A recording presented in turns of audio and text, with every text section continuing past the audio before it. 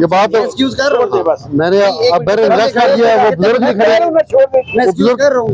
नहीं एक्सक्यूज करने का बात आपने वो हरकत की है जो 15-20 साल का बच्चा करता है। आप सीनियर सिटीजन हो, थोड़ा बंदा ख्याल करता है सही कि तमीज से बात करो। मैं भी तमीज से आपसे बात कर रहा था। आपने वो हो रही है बच्चे ने सामान उठाना है, क्यों नहीं उठाएंगे हम?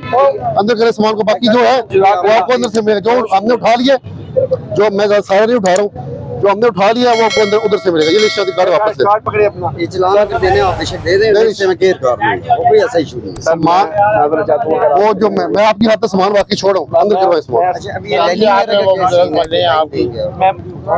लाइन साहब नहीं है, लाइन किधर है? आपको शटर दिया है, शटर दिखता है, अंदर सामान लगाएंगे। परमिशन देते हैं कि यार खड़ों पे आप अपना लगा ले।